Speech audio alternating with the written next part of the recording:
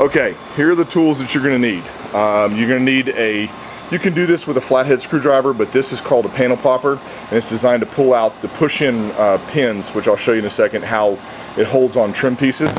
A pair of vice grips or pliers to pull out the ones that don't want to come out very well, and a hammer, drop that, and a soft blow hammer for hammering in the little push pins that hold on the new piece.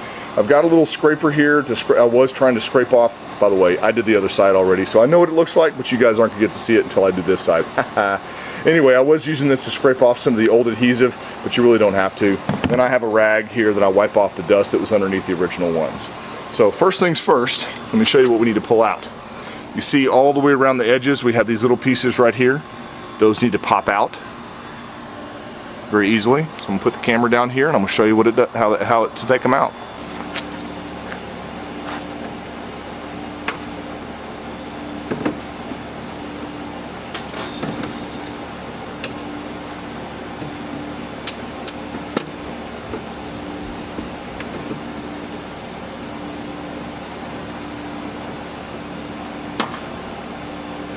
There's one.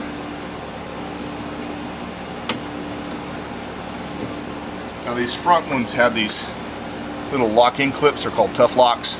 This is what we're going to use to put them back in, but we use brand new ones. We'll just set these aside.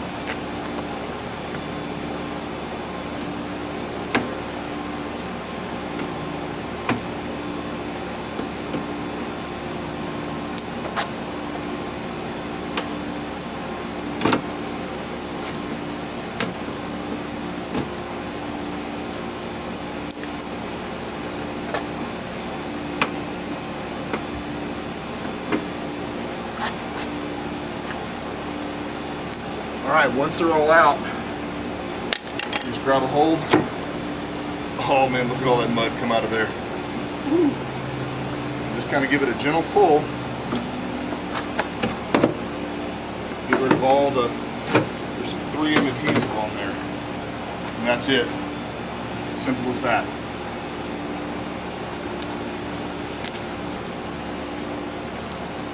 And I take a little bit of soap and water where it was covered up, wipe it off.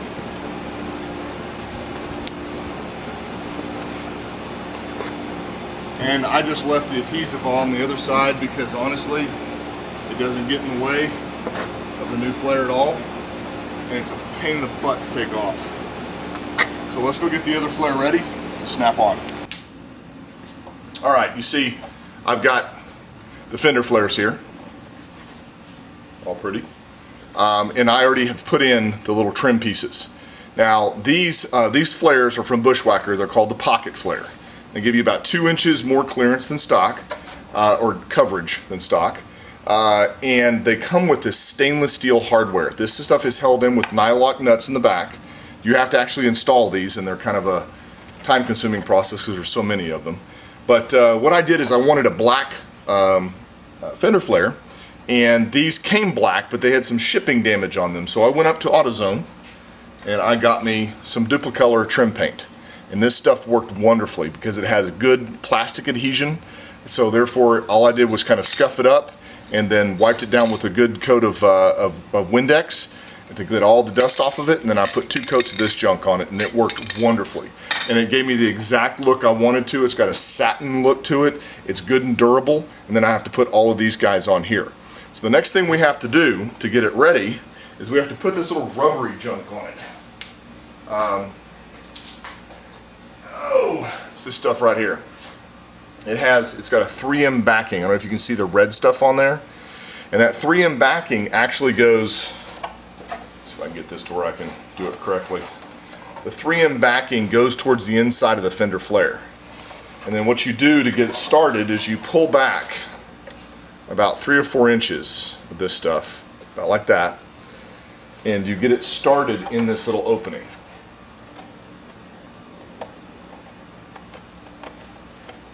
And I'm telling you, arthritis is starting to set in on my hands, and this is definitely a hard ordeal right here. I'm going to back up a little bit and hopefully you guys can see me doing it.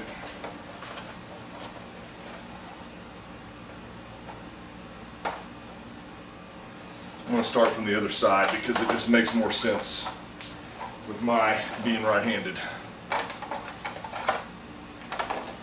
Yeah, much better.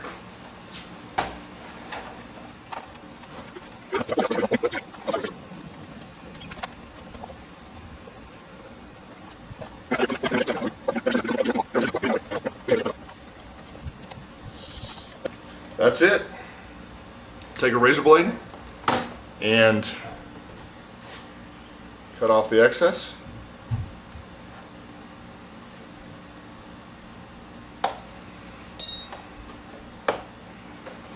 And then go around once again and press really good all the way around the perimeter.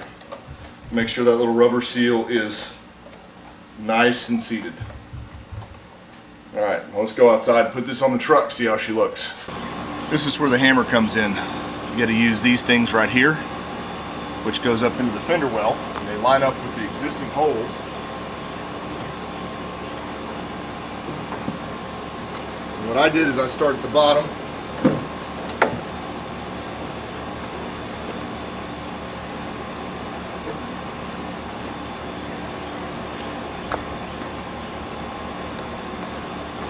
And just take your hammer and tap it in.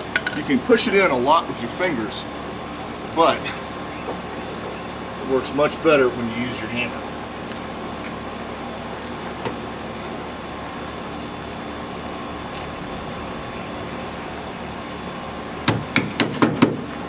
What this does is it has a little separate pin here. When you push it in, it expands that piece out. It's called a tough lock. It holds it.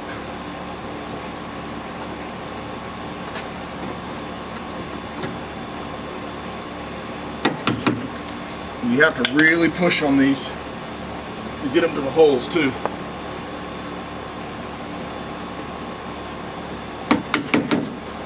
But I tell you, it holds like concrete.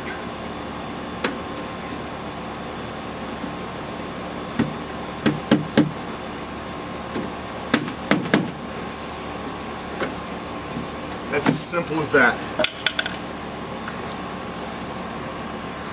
Whoa, sorry about that, guys.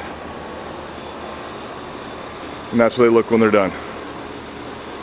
Look how you got the rivets down here, rivets up here. So it complements each other. Adds to that look. Makes all the difference in the world. So now, I just need to do the back. I'm not going to videotape this because it's the exact same way. Just a little bit bigger, and this one doesn't have those tough locks to take out. You actually have to use the pliers to pull these out because they want to break. But once you do that, pull it off, same thing, rinse and repeat.